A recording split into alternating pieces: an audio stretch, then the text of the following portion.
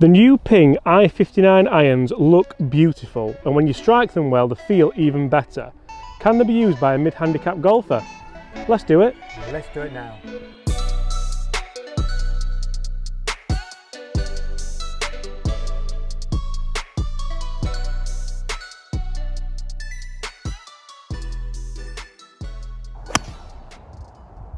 Oh, go on then.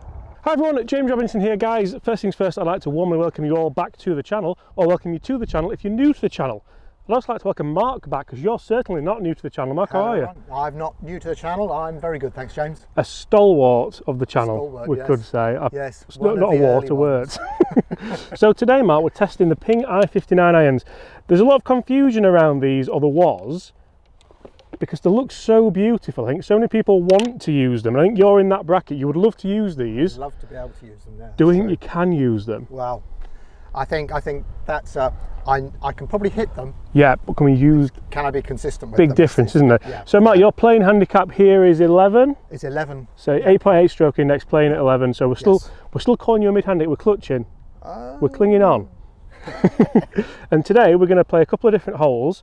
And we're actually going to use the pitching wedge in the I-59, the 8 iron somewhere. Is there an 8 iron? There we go. The 8 iron in the I-59, the 6 iron in the I-59, and guess what, Mark? We're going to finish up. We're going to finish up on the 4 iron. So make sure you stay tuned right to the end, guys, because I think that's going to be quite interesting. If Mark did go for these, I'd recommend he probably did go split set. Yeah. But we're going to compare them against your I-210s because they're just good irons, they're fitted for you, they're exactly what mid-handicappers probably should use. Yeah. So without any further ado, let's do it. We'll start with pitching wedge. We're 130 uphill, quite a windy day. Mark, what would you be looking for? Say if you did change them, say if what you were full set of I-59s, by the way, have you seen the price? I've heard the price. There's no getting around, it's a lot, and I think that's upset a lot of people. So we'll mention it in the video, but there's not really much we can do about it. No. I don't set the price, funnily enough. Did you know that? Really? No, I don't. It's nothing to do with me. How odd. So anyway, yeah, 130 yards. We'll go with pitching. How good do they look? They look very nice. Initially, you know, I thought they looked a bit cheap, but you know when they've been in your bag a while and they start to wear just a tiny bit more, I think they look a lot better. And there's not many clubs you can say that about. There isn't, is there? No. So. I mean, the whole story behind these is to have the same MOI as the I-210s, so it's a real good job we've got them to test against today. Looking down at them, the I-210 does look a bit bigger, doesn't it? It looks bigger, yeah. The actual face is not that much different. Yeah. But the actual head is definitely like blade length, top line, bottom line, sole. I keep calling the sole the bottom line. Anyway. Yeah. Right, so I'm going to leave you to your devices, Mark, and let you hit a few up there. Okay. And obviously, in the past, we would have done this inside, obviously in the winter, but with it being summer, with it being a nice day, you can't really beat testing clubs on the golf course, can you? You definitely can't. Because numbers do matter, but how much do they matter? Well, they give you a starting point. Yeah. It's only when you come out and play shots that it becomes reality, doesn't it? Absolutely, yeah. So. Right, so talking of reality, let's hit the first one, see what happens. That's what you would expect with a ball above feet, going a little bit left on the lie. And this is where I think we are doing the test justice, because we haven't just come and found like the flat spot at a nice yardage, we've found basically a place where you would maybe finish with your drive. That's a lovely shot. Still going left on the lie a bit. Oh, that's just come off the side. Kicked off a little bit. Okay. So how did you feel like those two shots went? Well, the first one was definitely an out to in swing. Second one, I kept it much tighter. Yeah. It felt solid, but not much control. Yeah. So. So let's go to a smaller headed Ping I-59. And this is one of the clubs that you would probably go for, because it's a pitching wedge, isn't it? It's a shorter one. Yeah. If I was going to go for a sort of mixed set thing, then don't drop that ball. I do think they look great down at the ball. I'm not sure if I'd want it under pressure, which is something you can't recreate. No. I mean, it looks very nice, certainly.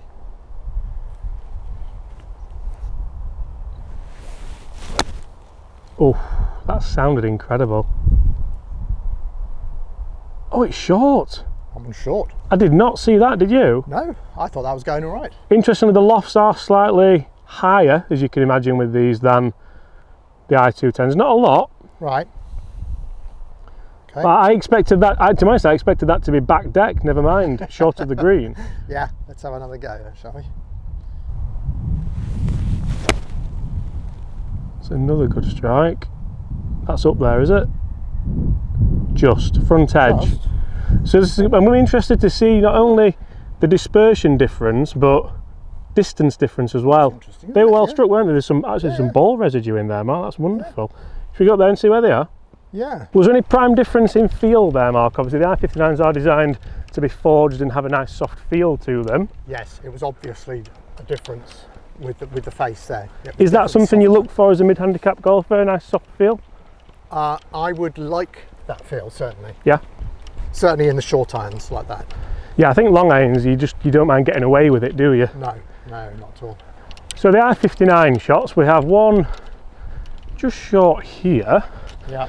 And then the second shot, which was well struck again, it's on the green, but with a pitching wedge in your hand from your distance, certainly not ideal.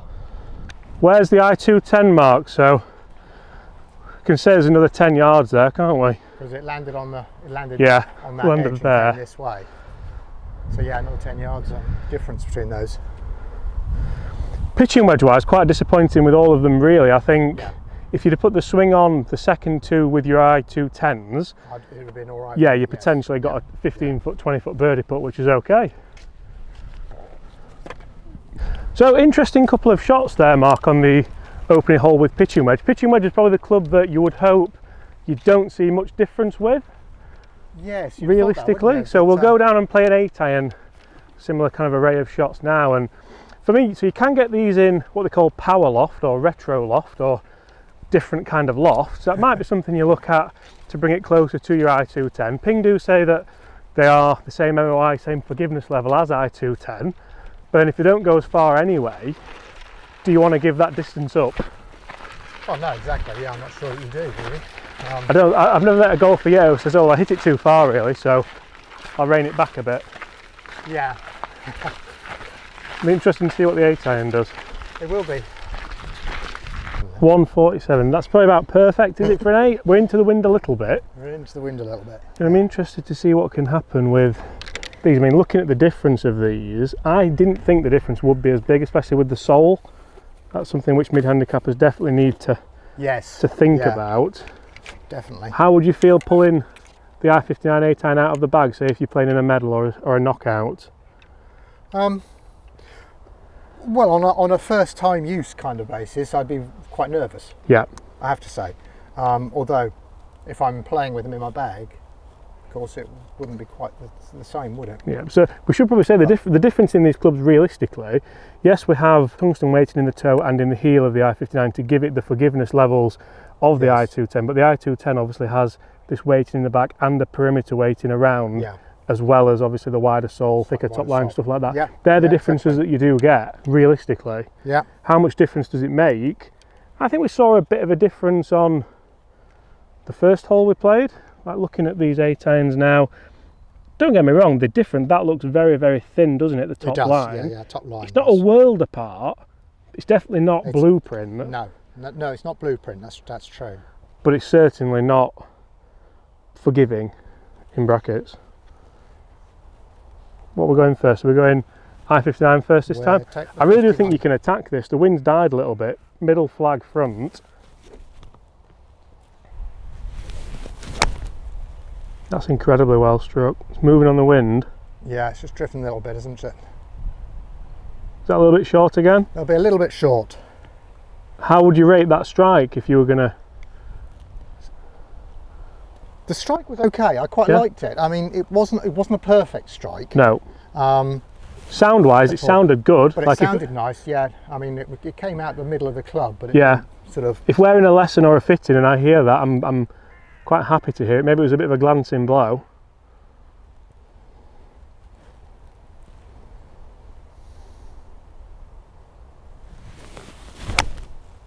And that's even better. Again, a bit fadey. Almost a carbon copy, would you say? Consistent lengths. I'm going to be very interested now, because if you go and put your I210 in the middle of the green, the test is almost redundant for me, because the last thing that I'm going to say to you as a 8.8 or a 11 handicap is let's drop down a club. Let's drop down. I think Power Loft spec is obviously going to help, and that might be a popular addition to these clubs, but it almost feels like, not cheating, but would you want to do that? That's right. I mean, I like both those strikes, and for me, whilst it was a slight left-right, yeah, it wasn't as much as this seems. No, I seem to get from the 210s at the moment.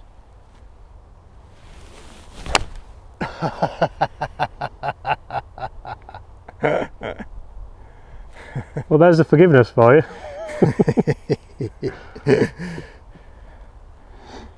I just got carried away with the size of the head. Yeah. Do you stand there, funnily enough, and have more have more confidence looking at that? I don't think so. I don't think it gives me any more sort of. The head doesn't. I think for me it's just purely that's a new club, so I'm concentrating a bit more on it. Yeah. Than I perhaps do with this, because this is my club.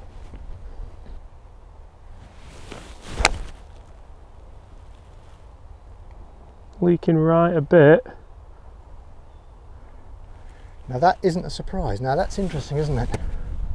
Because that went further right than the I-59. Yeah, exactly. The dispersion on the 59s was very good. Yeah. I'm not surprised with that shot with this club at the moment. Yeah. Seems to go. So the I-59 was a nicer shot for me. Even though we've missed a green with these, it's probably taken it, hasn't it? The I-59. Yeah. Let's go and see where they are. And for me as a coach, and having done fittings before in the past, I do find that interesting, because yes, Ping say that they have the MOI levels of the I-210, so they generally have a similar forgiveness, but it's not always about forgiveness. If you go and strike an iron really well and it still doesn't do kind of what you want it to do, that's where the disappointment would lie for me, really. That's right. But the dispersion was that much tighter with them. Yes, you're a mid-handicap golfer, and we're not doing machine testing because that would be boring, but well, I mean, what do you think? I think the I-59 has performed very well on that. Yeah. Particular. I think dispersion across all four shots so far, it's done okay. It has actually. Yeah, exactly. I mean, the wedges that we just did on that last one, the two wedges were in line. They're in line, and they were about 2 feet apart. And it was only because there was one was on a slope that it was actually further apart than it was. And then look at those two there. Exactly. So, I wish this had stopped going off. Now you see that's it was 147 to the pin. It was into the wind. Yeah. And we look at these are both the I-59s, and you can put a blanket over them. Yeah. So realistically, is that bad? Should we have done this 10 yards further up because we're into the wind? Maybe. Well, but I mean, you've left yourself these.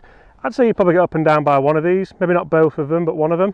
Absolutely. So I mean, I would certainly hope. Be looking to get an up and down from either of those. Yeah.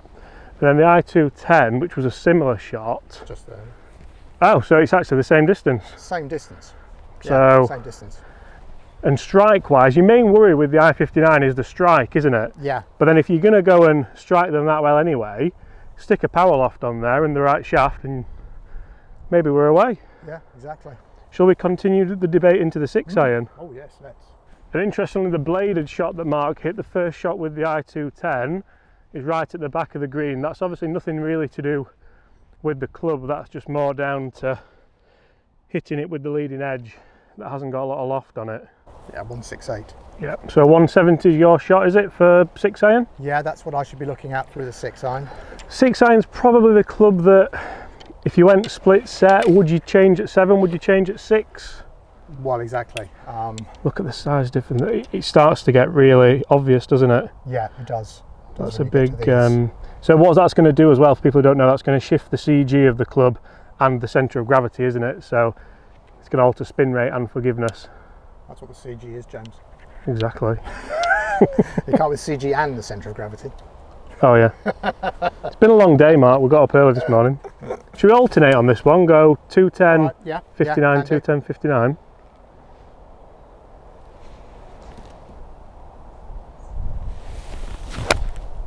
That was mishit. No, not bad. Front bunker. So mishit that. Oh, well, that's right. It's an up and down. Yep. But this is what we want to see as well, because that's where turf interaction wise the sole of the club might well have helped you there. It was a touch heavy. Yeah. It's actually front edge again, so it's a mist green, but it's not a terrible mist green. No, that's true. All these things come into play when you are looking at new irons. Feels very nice in hand. Yeah.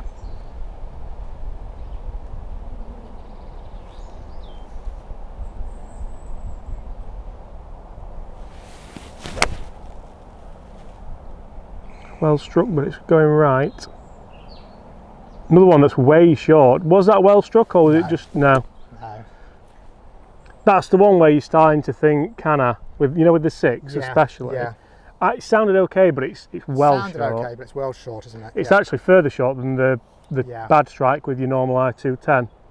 Right, come on. Last go. Hit it properly.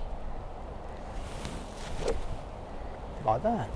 The good news is it's not your last go, because there's there's a little something in here that the guys need to stay tuned for, because that's going to be a bit of fun, I think. Oh, here's the shot.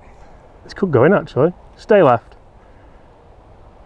Wonderful. We've got a G in reg. Woo! So I hit that one properly. Yep. Now it's got something to live up to. See if I can hit this one properly.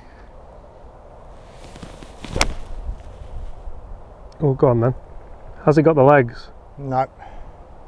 Oh, that sums up this video for me, Mark. Wow. Obviously don't tune off yet, because we are going to hit them, but that was disappointing. It was very disappointing. That's we'll get up and show them actually before we ruin it for them. And it is really important, guys, to test irons like this, because yes, we could have gone in the studio on a nice flat line. It could have ripped the 6 iron 170 yards, and it could all be wonderful. But actually, numbers are good. Exactly. You get out here, the lie's not quite perfect. The wind's actually switched around a little bit. I don't know if you've noticed, we are into the wind a little bit now, yes, which has caught us out.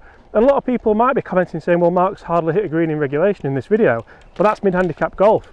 If you look at tour averages from distances, the percentages of hitting greens in reg aren't that high. And as soon as we acknowledge that and then say, should we be using these small irons?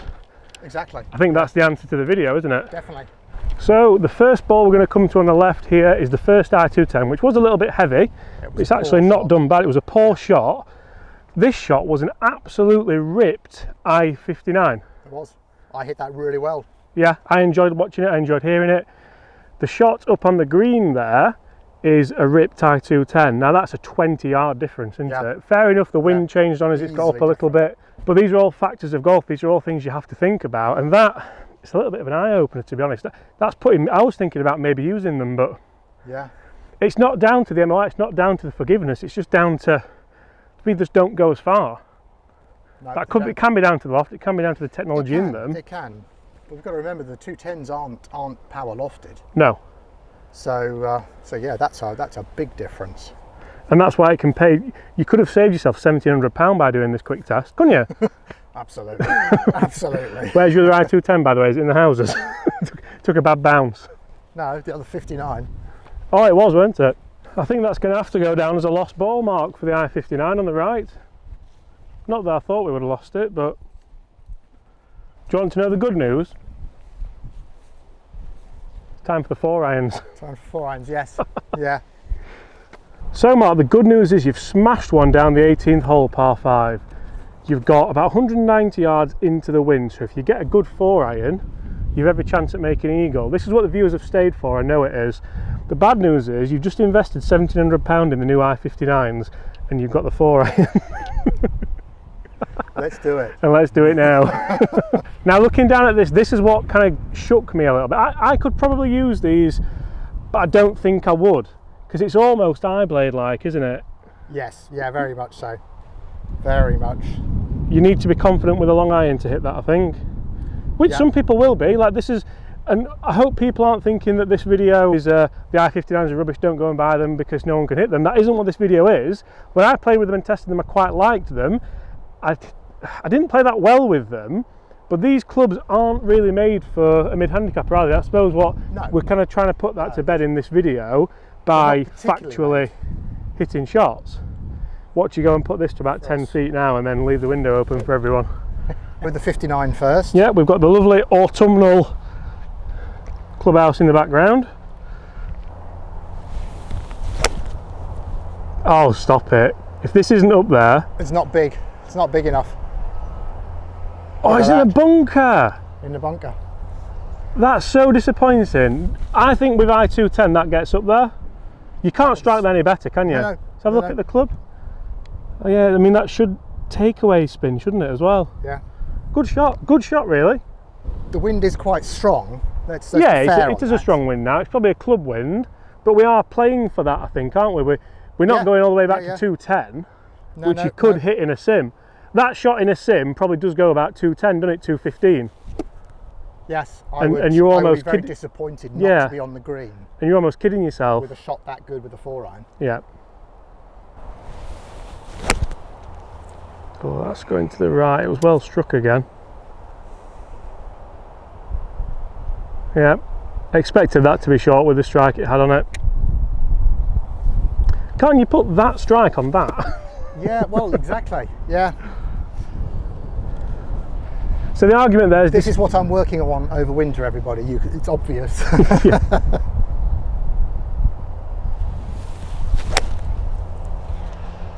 This could actually be up there. It was a lower flight. It's held on to the left. Yeah, good. That's over the bunker. It's covered it. That did come out lower, didn't it? It did come out a bit lower. Yeah. Right. Yeah. That was quite nice. You nearly hit a bird in the air, actually, but yeah. Felt nice.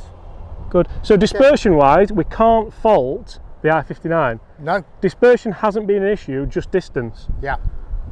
Final shot of the day. Has to make birdie to win the Winter League.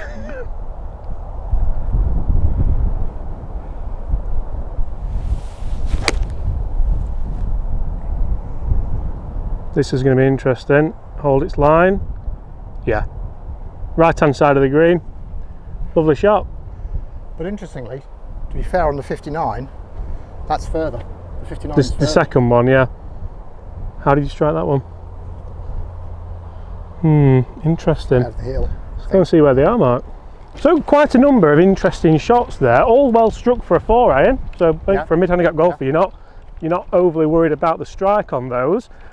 I think in power lofts you could maybe look at them, but it's hard to recreate the pressure of a club competition or when you're playing for money. I think that's one of the big keys, isn't it? No, so, absolutely. How would you sum up that test? I think for me anyway, I really liked hitting the 59s. They felt nice, they flew nicely. They didn't fly far, but they flew nicely. I liked that. However, they're just not long enough for me at this moment in time. I think the consistency is just not there for me yet. I think it'll be interesting to see what replaces the i500 for mid-handicap golfers. If they make an i500 replacement that looks similar, has the sleek, sexy looks of the i59, then you might be in business. Yeah, which would be absolutely interesting to see. So. Like let's see where these are. So first I-59 was very close to clearing the bunker. It just hit the lip and then came all the way back here. That's a shot you certainly wouldn't want on the par 5. I mean, you smashed that drive down here that no one saw, didn't you? Yeah, absolutely. The second one, Mark, is just over the brow of that hill. Is it pin high? It's about 4 yards short, pin high. So that was a decent one. That's probably the second best one. And the I-210 is just on the right hand side of the green there on the fringe, as you can see. Yeah. So not a huge difference, but I think realistically that shot speaks volumes, doesn't it? Yes, it does. It's held its line and it's pretty much on the green. Definitely. On the par 5. The other I-210 got caught in the wind and it's over there somewhere. It's over there. It's over there. Guys, really interesting test. I hope you've enjoyed it. Yes. I think we've pretty much summed it up, have we? I think the great clubs, I just think go and test them properly before you spend. They're a lot of money, so don't be caught out buying them and then maybe not play the golf you want to play with them. Guys, if you have enjoyed that, smash that subscribe button below, leave us a like, and Mark, thank you ever so much for your time. That's right, James, anytime. Anytime. Apart from that, guys, we'll see you all at the same time tomorrow. See ya. Bye.